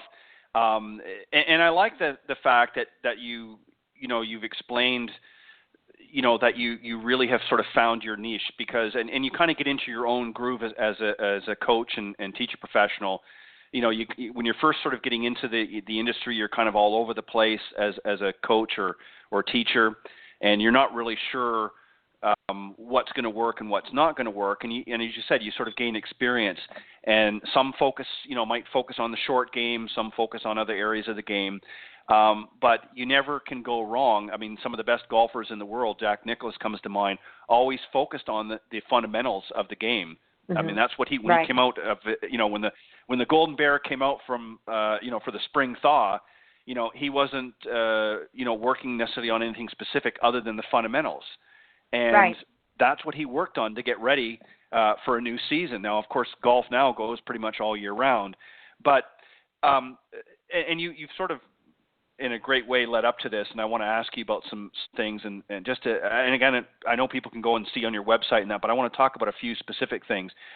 You've really adopted a very unique approach here to golf, and here are some of the areas that you observe in the quintessential golfer. And I'm going to read a few of them off, and then I want you to comment on really what you're looking for. Of course, first and foremost, of course, is equipment. We all have to make sure that the equipment's fitted properly. But you talk about things like the mindset and obviously a warm-up routine and even learning styles. Talk about those three. The equipment, I think we all kind of understand about that. You can certainly touch on it if you want. But talk about mindset, what you're looking for there, and warm-up routine, and also the learning style, because obviously everybody is different. Talk a little bit about those. Okay, so starting with the warm-up routine, that is really important because most golfers don't warm up. I mean, they get to the golf course. No.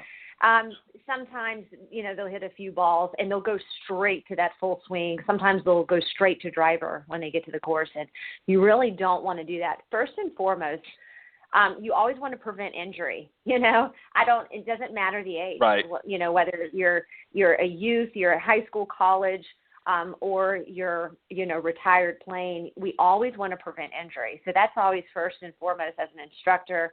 Always looking for ways that we can prevent people from saying, my back went out. Now I can't play golf for a few weeks, But really warming up, loosening up the muscles and ligaments, even if it's 5 minutes, makes a huge difference.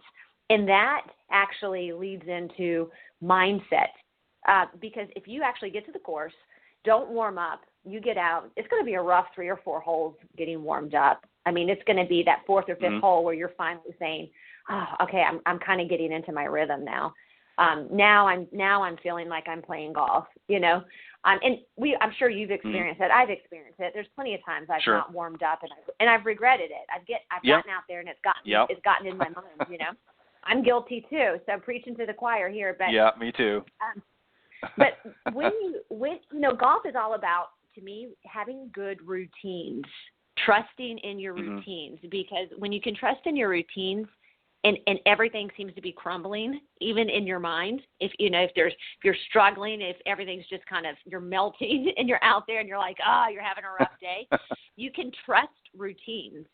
So it's almost like when you have a good pre-shot routine, when you have a good warm-up routine, when you have a good mindset routine, you can, when you get to that point of things are not going well, you just hit the reset button, you do the routine, and it gets you back into that rhythm and tempo, so to speak. So, again, having a good warm-up routine is great. For the mindset aspect, routines, a pre-shot routine, that is huge. In fact, I taught a lot today. I gave a lot of lessons today, and I'm always teaching in almost every single lesson a pre-shot routine, because with the pre-shot routine, I call it elimination golf. Let's eliminate as many problems as possible in our pre-shot routine. How do we do that? Let's talk about aim. Let's talk about alignment. Intended target. You hit all these points. So if you get nervous, if you have anxiety, let's say you're competing and you're dealing with adrenaline dropping, you know that feeling when you're out there, if you're competing, your adrenaline gets going. You have these bodily functions that naturally, these chemicals that are taking place out there. And when that starts to happen, you've got to trust in your routines. The pre-shot routine, I always tell my players, if you develop a solid pre-shot routine, it's going to eliminate a lot of mindset issues. It really will, because you're going to trust your routine. You're going to build your confidence in yourself when you go through this routine. Because basically, if you go through a good pre-shot routine and you hit all your checkpoints on the fundamentals and what you're working on in your game, all you have to do is relax and put a nice, easy swing on it. That's it. You want to get to that point in your mindset to where you eliminate all the issues and you put an easy swing on it. So that's how I teach my students with that. Yeah, no, I think that's fantastic, and you're exactly right. I think it's important, really, for any time that you prepare yourself, regardless of what it is you're doing, whether you're playing golf or business or what have you, the better prepared you are. Obviously, the more successful you're going to be down the road. And I like some of the other things that you talk about. You know, we hear a lot of sort of the traditional, verbiage, if you will, in golf. And one of the things I liked about your website is you use a lot of terminology that really gets to the root of what people need to understand if they want to play their best golf. Like, for instance, you talk about swing styles and having goals, how important they are. Obviously, everybody has a different swing. We're all uniquely different, our body types, and you address those as well. And we don't have to get into every single one of them, but sure. Again, swing styles are different. But even the importance of having goals. I mean, when you're going to go out and you're going to play 18, or even if you're just going to play 9, have a goal. So talk a little bit about that. How do you sort of break that down when you're doing your lessons? Okay, well, goals are huge, and I always discuss goals prior to a lesson. So once I meet a student, I get to know them. Obviously, I always want to make sure we're protecting the student from injuries, good warm-up. I always like to find out, too, if students have had prior surgeries, knee surgeries, elbow surgeries, wrist surgeries, if there's modifications that need to be made. But, when it comes to – hold on, which component are we talking about right now? Goals. You just mentioned – Goals. There we go. Okay. See, here I am. I'm an instructor. I'm going through my whole routine right now. So getting to the goals. Yeah, sorry. My mind started going on learning styles and everything. So with goals and everything, you want to know what your goals are. What is your purpose? I mean, what are you striving for? So when it comes to just hitting out on a range, again, knowing what is your intended target. What do we want to make, let's say we're working through a bag. And when I say working through a bag, I like to work through my students' clubs, so maybe 10 balls with each club. As we're working through with each club, let's set a goal of maybe 6 out of 10 of those balls going within 12 yards of our intended target.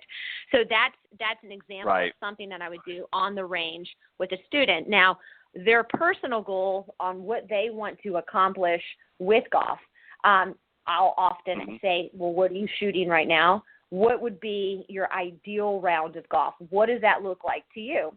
Oh, man, and they'll say my ideal round of golf is maybe breaking 95 and not going out of bounds as much or not putting as much. Okay, all right, so let's say hypothetically right now you're shooting 105, you want to break 95.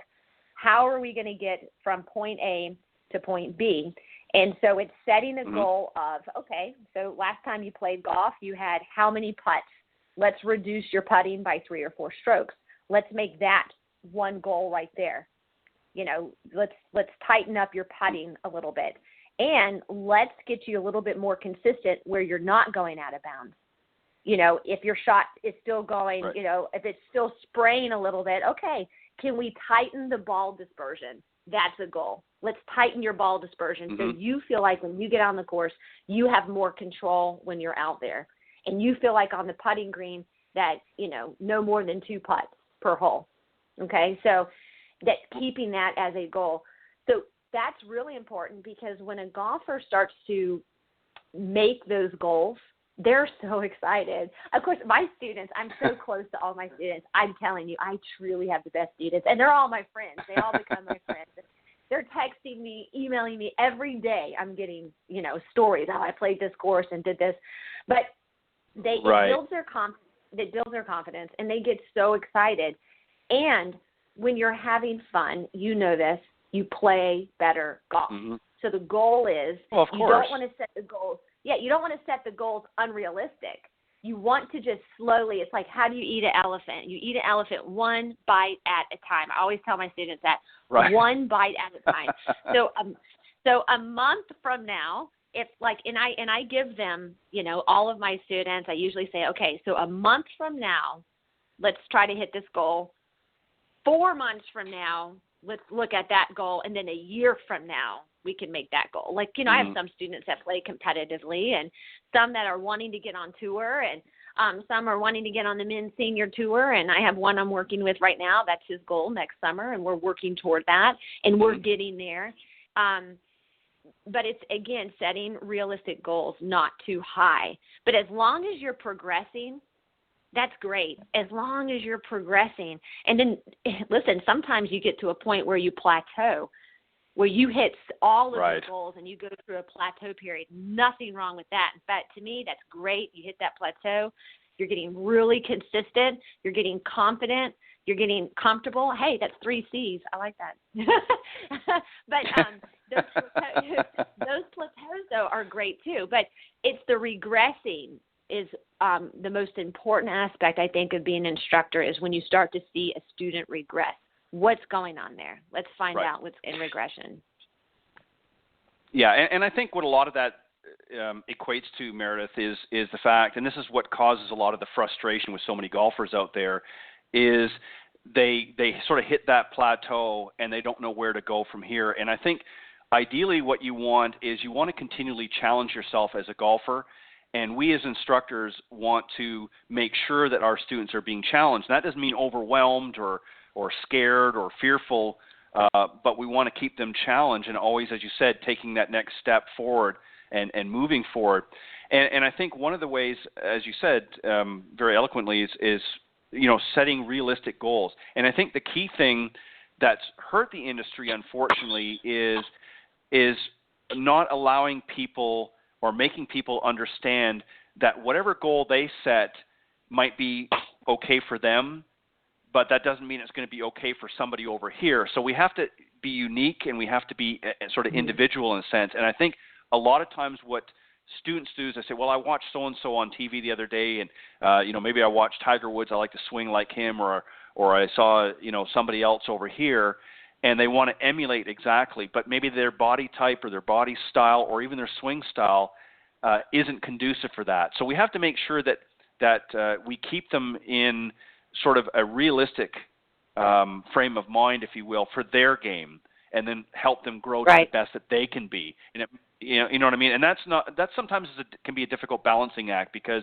people see, especially with this social media age, YouTube and things like that, people see all kinds of videos and whatnot. I'm sure you get questions all the time. Well, I saw this on YouTube. What do you think about that? And sometimes it may not always be accurate information. So, we have to sometimes be careful about what people are seeing.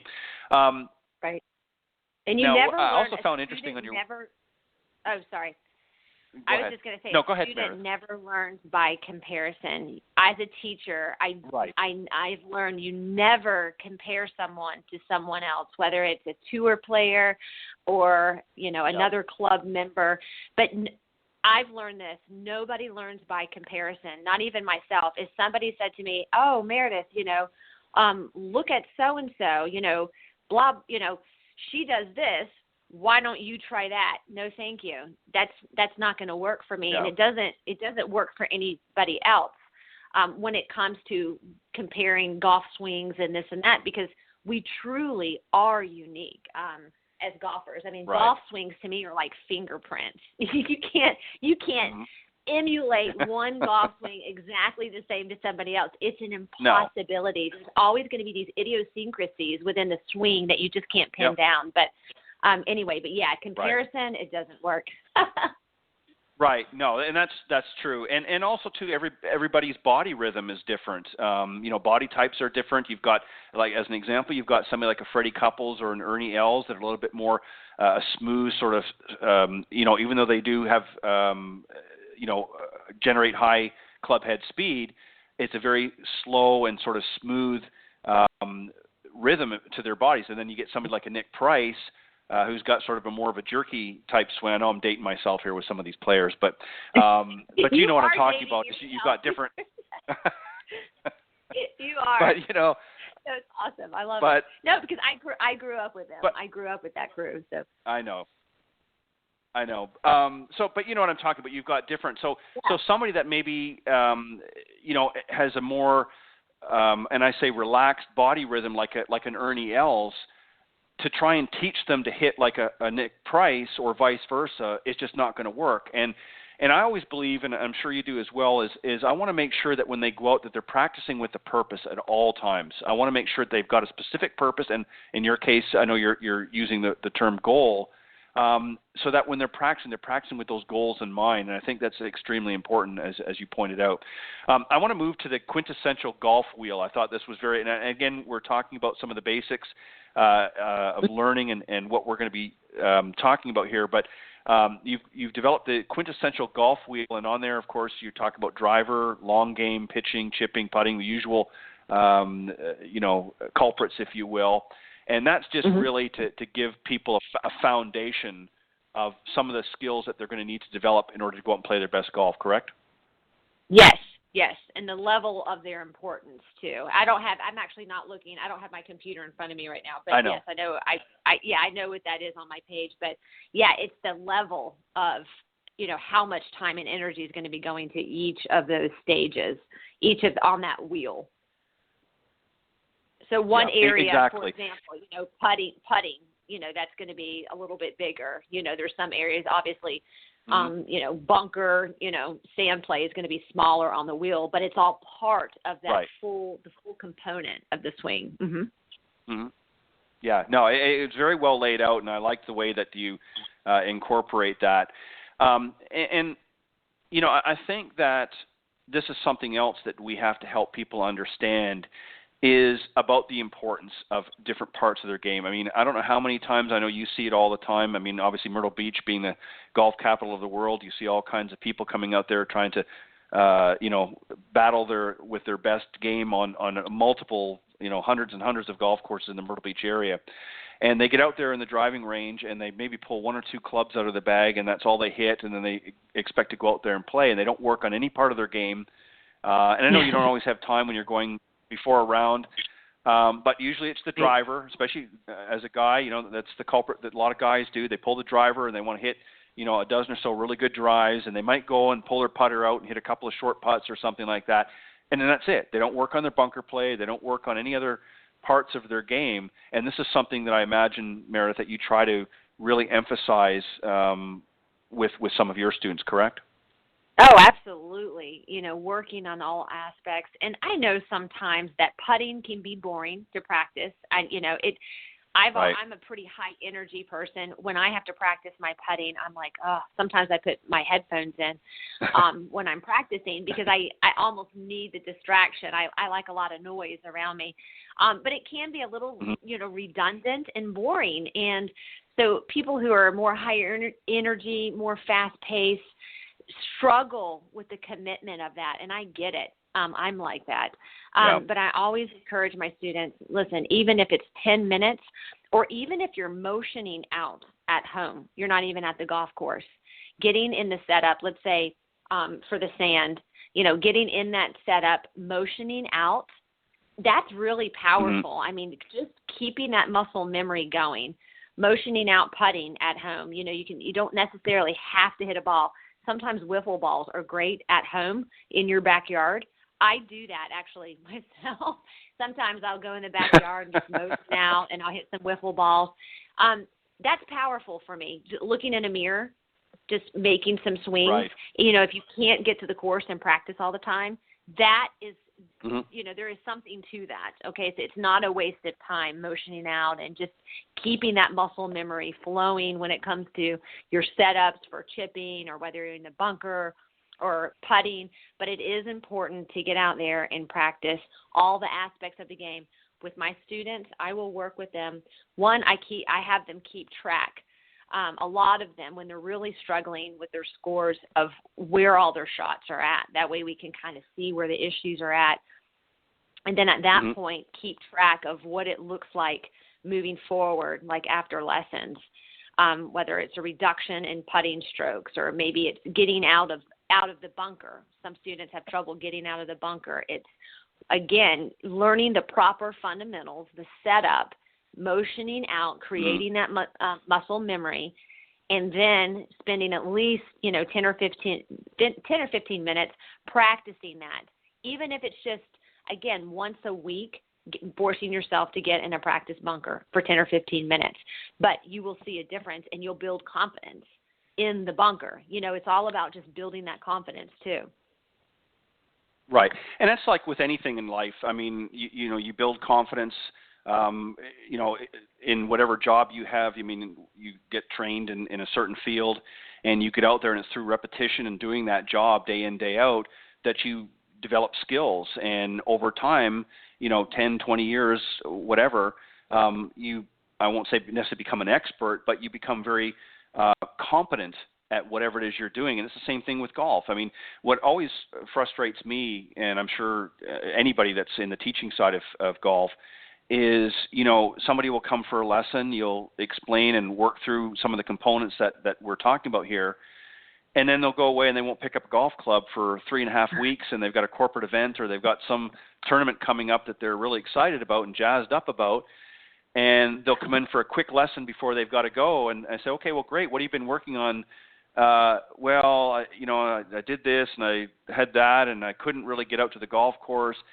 And then they expect to have success in their event. Right. And they wonder why they're frustrated, right? And I mean, I know we all, get that. I know. Yeah. And it's just. Yeah, I have a lot of students like that do that. Well, and things come up, you know, life, you know, we all get busy, things come up. And sure. And a lot of times it's unintentional. You know, I got busy doing, you know, it's whether it's family or friends or work or something. And, but yeah, you know, you have to take responsibility for your own game. You can't put it on your instructor to do a quick fix, or you can't put it on anybody else. It's, you take responsibility for your game. And if you own it, and you don't play well because you haven't been practicing, then own it. Just say, you know what, it is what it is. So I can't expect to go out there and shoot the scores I want when I'm not playing. Even myself, I have learned I can't do that to myself. Even as a professional, I can't go out with unrealistic expectations myself. I can't go say, I hope I shoot par today, and I haven't played golf in a month, haven't played one round. Should I go out and expect myself to play scratch? No, of course not. No. I'll probably say to myself, man, if I can break 82, today is a great day, because I haven't played in like 4 weeks or something like that, you know. So, you know, I'll shoot high just because I know that if I don't hit a goal, I'm going to be like, I shouldn't even played. You know, you get in this negative mindset. So, yeah. Right, exactly. And it's the same and this is the same thing even at the professional level with some of the tour players. You know, when we actually used to have an off season, and we don't really have one anymore, but and you know, they'd be doing other things for a few months, and of course they're still practicing a little bit, but they'd be a little bit rusty coming out early in the season, and it would take them a little bit of time to sort of get into their rhythm. So obviously, if some of the best players in the world are experiencing that, we certainly can't expect that we're not going to, you know, run into those same you know, issues that they do. They're just able to recover a little faster than the average golfer out there because they have the core understanding and fundamentals built in, and it's just a matter of you know, getting out there and re-energizing that muscle memory. But I want to move on to a couple things here because I want to give you a chance to talk about a few other things as well before we wrap it, because this time, I can't believe, is zipping by real fast here. So it always does with you. It always goes by. I know. I know. When we last spoke, you were just getting ready to launch your book, Skills Drills.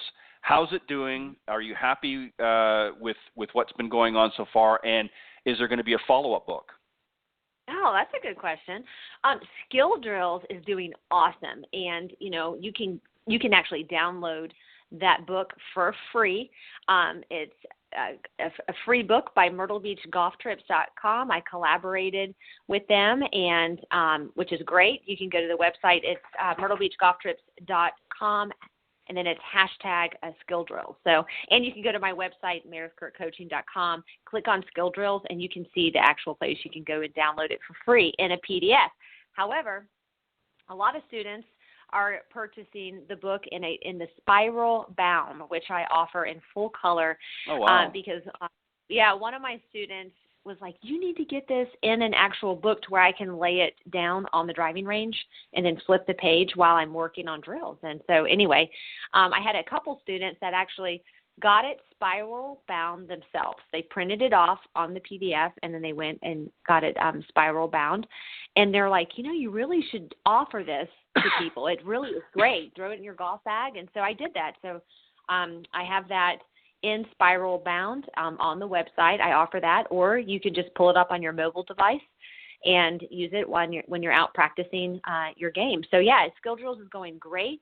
I would love to do a follow-up because so many other things. I would love to do like a quintessential book and really focus on, just the fundamentals, the quintessentials of the game, and really go dig deep on those. So, yeah, that would be a great idea for a follow-up, but it's going great. Well, just keep me in mind when you do that, and I would love a copy when it comes out. No, that's fantastic. This is the thing that I like about a lot of the things that you do, Meredith. I watch what you do as far as golf is concerned. I've seen and obviously known about you for a number of years now, but you always sort of reinvent and really think about different things on how you want to approach it. And, it's not just another golf book, and it's not just, another website. You actually put a lot of thought and a lot of creativity into doing this to make sure that you're sort of putting your best foot forward. And, there's and there's so much on social media right now, as I mentioned earlier, and some of it certainly is good, but there's a lot of repetitiveness, and you actually take the time to really think it through as to what you want to put out there. And I like, you know what I'm saying? And that's important. And that I know is as a result of tapping into your faith. I know you've talked about that with me before. Your faith is obviously extremely important, and I'm going to give you a moment or two to talk about that. But before we do that, we'll sort of end on that. But I want to talk about one other thing here, and then we'll get into a little bit about your faith. But just because I saw it on your website and I want to give you a chance to promote it, in 2019, up in my country, Canada, you're going to be, I'm assuming, hosting, or you're planning on a golf and travel adventure with Meredith Kirk. Tell us a little bit about that. Okay, so I teamed up with Women's Golf and Travel, and I don't know if you know this amazing woman, but her name is Barb Goodstadt, and what she does is she's really – okay, Barb is awesome. She's really growing the game, and just bravo to her. Just recently, she brought over 80 women to Myrtle Beach to play in the World Am. I mean, she just rallied. She knows how to rally the lady golfers together. And do some really fun things. So she and I have been friends for the past few years, actually, even when I was Mrs. South Carolina, and she asked me to host a golf clinic here for many of those ladies that came to the World Am. And so we were just discussing golf and growing the game. And she said, I would love for you to host a trip to Canada next year and do some instruction with the ladies out on the course, some video analysis, golf instruction, a golf clinic, and just have fun. Just go have fun. I mean, it's not just golf. It's going hiking, going to state parks, and having a really good time. And I said, well, you have asked the right person, because I am all game for adventure. So, yes, I'm really excited about it because, I love instructing women. I love growing the game, whether it's youth or whether it's women, getting more of those groups out there on the course. So it's something I'm passionate about. And so, yeah, I'm excited about this trip next year, and actually might have a lot of other locations coming soon on that, but I'll keep you posted. Sounds good. Now, where in Canada have they got a specific area that you're going to? Where is it going to happen, or has that not been determined yet? It's been determined. We're actually just kind of hammering out the itinerary right now, and we should have it ready probably, I would say, within the next month for everyone. But the first is going to be a 2-week trip, and you can break it up and just do 1 week, or you can do both weeks. I'll be out there for 2 weeks. The first week is going to be Calgary, which is going to be really cool. Wow. Seeing Calgary, and we're going to play 4 rounds of golf. So golf instruction, all 4 rounds. So if if a lady is listening and wants to take a fun trip, it's going to be all quintessential golf, learning the fundamentals. And you know what? Having a good time. This is not pressure golf. This is going out there, just enjoying fellowship with other women, having fun, learning the fundamentals. It's going to be a blast. Then we're going to take a train to Vancouver for the second week, 4 more rounds of golf over in Vancouver. Never been out that way. I've heard it's amazing. So I'm really excited to see Western Canada. It's been on my bucket list for years because I've heard it's so beautiful, and all the state parks out there, we're going to hit a couple of them. But, I'm really excited about it, really excited to, again, grow the game, teach the game to women. So I'm really looking forward to it. Now, what time frame, when are you planning on doing this in 2019? What time of the year? We are actually looking at June or July. So we're solidifying those dates right now, and I should have it up on the website here in the next few weeks of what the itinerary looks like, what the cost will be, and what those dates will be. But, we're looking at June or July. That's the best time to go out there, and so we should have that information soon. Okay, perfect. Well, once it's available, let me know, and I'll be more than happy to plug it through all of my social media and so forth as well, and help promote it. I think it's a great idea, and I'm like you. Even though I'm from Canada, I have not been out to the Western Canada, but I do know one thing. If you get a chance, Via Rail, of course, is kind of the equivalent of Amtrak here in the United States. Via Rail runs east and west in Canada, and they actually have a car. One of the cars that is connected to the train in Vancouver that actually has a glass ceiling. It's like a club car, and you can actually see up into as it drives through or goes through the track through the Rocky Mountains, and it's supposed to be breathtaking. I had an aunt and uncle that have taken it. I've been wanting to do it, and they were actually going to stop it a few years ago, and they had such an uproar that they decided to keep it going. It was budget restraints or something like that, or budget cuts, and they had such an upheaval. But it's one of the key attractions is to take this train through the Rocky Mountains in outside of Vancouver, and it apparently is quite breathtaking. So hopefully you'll get a chance to see that when you're there. But let me know about that. I want to move on. We've only got a little bit of.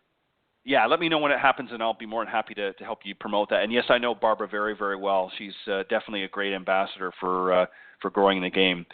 I know you've been very, very open about your faith, as have I, and I think it's important. Talk a little bit about that. Why is it important to you? And obviously, you very diligently have been really pursuing that all your life. Why is that important to you?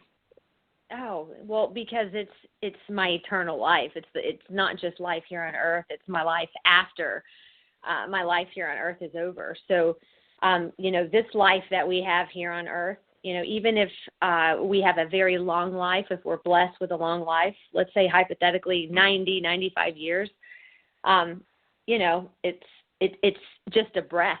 The Bible talks about it. It's just a breath, this life here. And, I'm really focused on eternal life, so day to day, I really try to focus on, how is this going to affect my eternal life, making good decisions, good choices, trying to, not perfect. I mean, I have good days and bad days like everybody else, but, I always try to keep, I always try to keep in what I call like an eternal perspective on life.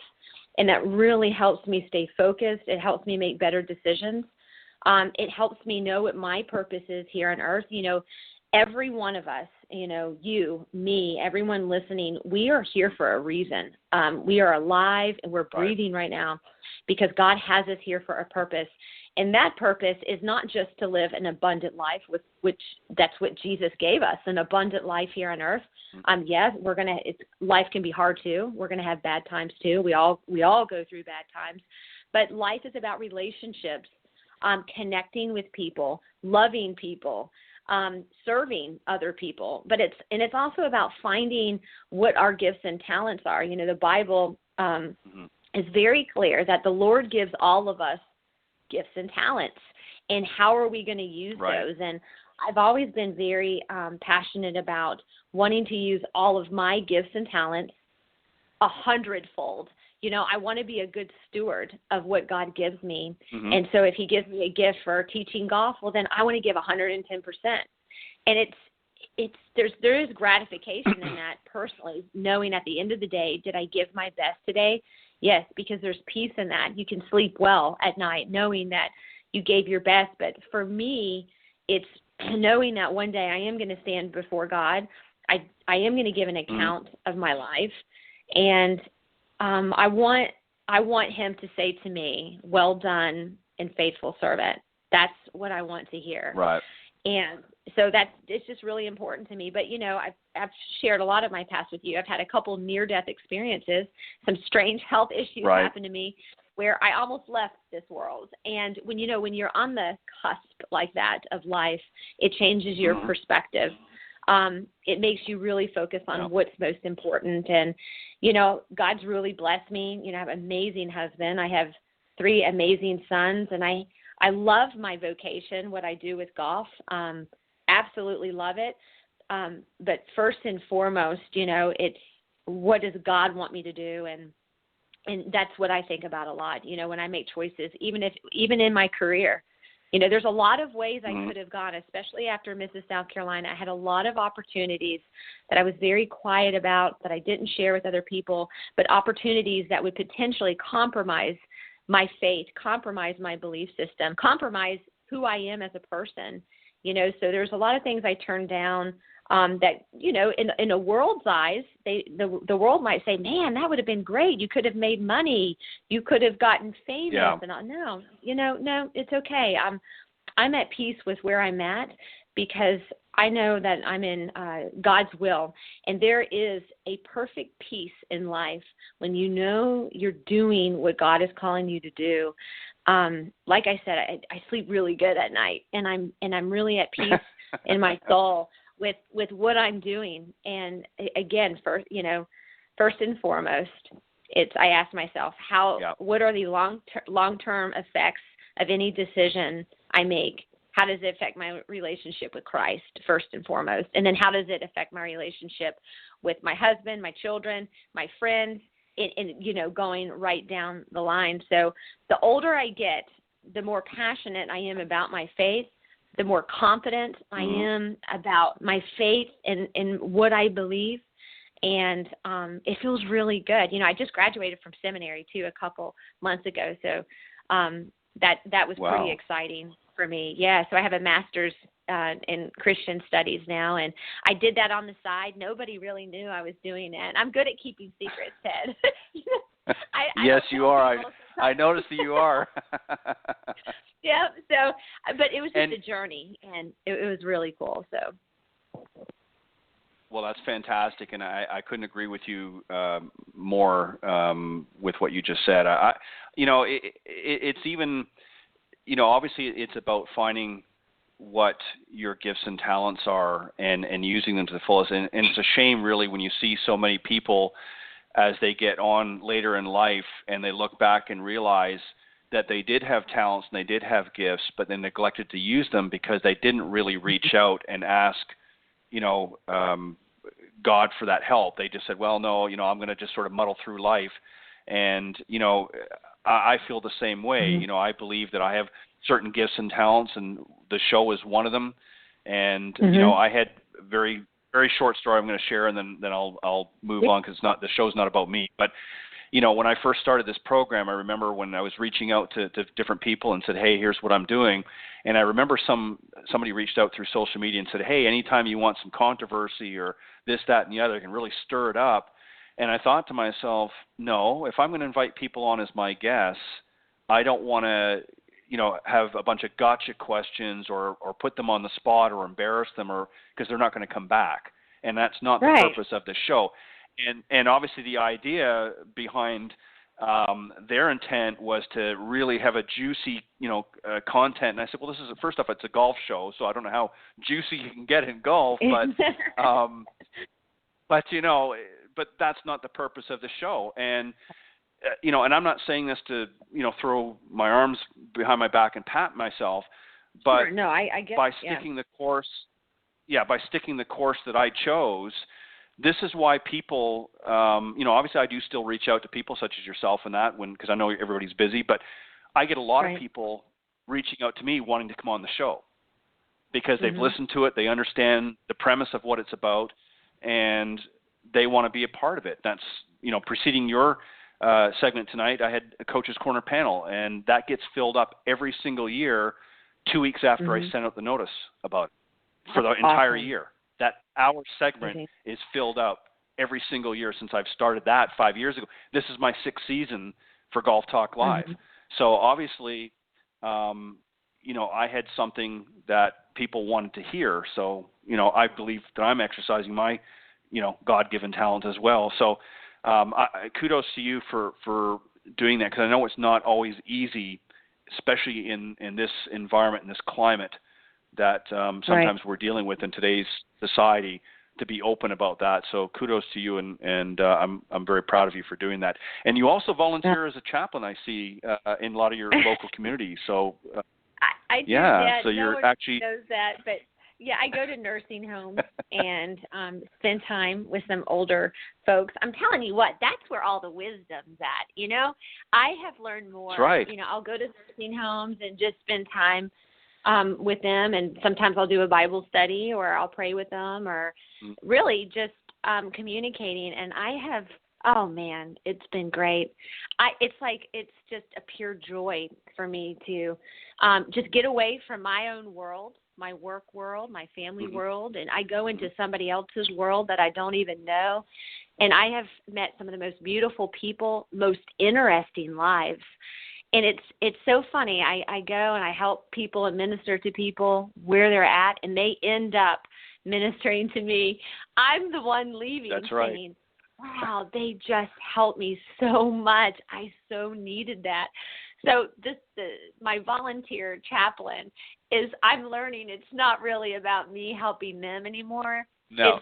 It's God is teaching me through them. So they're actually mentoring me. So it's a blessing to go out and give like that. And I always encourage people, get outside the box, go do something different, really different, something that that just it's always good to get outside of your bubble. And so when I was in seminary, when I enrolled 2.5 years ago, that was part of my program. You have to do some internships and stuff, and I didn't tell anybody, of course. But so I was locally going to nursing homes, and also at a hospital, and just it's so great. It's so great just meeting people and helping them where they're at. And in return, we get blessed. So it's awesome. That's right.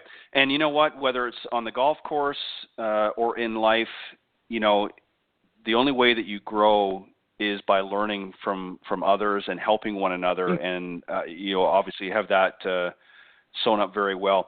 Well, Meredith, I hate to say this, but our time is up. We've got to end the show, or I have to end the show. But I hope you come back and join me, and just for everybody listening to the show, make sure you can go and visit. I didn't want to plug it too much during the show because I didn't want everybody to exit and go and check it out. So I want you to go right now as we end this segment. I want you to go to meredithkirkcoaching.com and check out not only what we talked about tonight here on the show, but so much more. She's a great lady, a great asset to this game, and a wonderful spirit. Thank you very much, Meredith Kirk, for joining me tonight on Golf Talk Live. Thank you so much, Ted. It's been great. All right. I hope you will come back and join me again. I will. Absolutely. Thank you so much. I appreciate it. I love your show. You do such a great job. Well, thank you. All right, Meredith, have a great weekend. God bless, and I'll talk to you soon. Okay, sounds good. Thanks. All right, bye-bye. All right, that was my very special guest, Meredith Kirk. Again, go and visit her website, meredithkirkcoaching.com, where you'll learn from the quintessential coach herself, some great tips and training, lots of great videos on there and lots of great information. So go to meredithkirkcoaching.com and you can check that out there at her website, and all of her contact information there is on the site as well. And a special thanks also to Chuck Evans and Jamie Leno Zimron again for the Coach's Corner panel tonight. Thanks, guys, for doing an awesome job as always.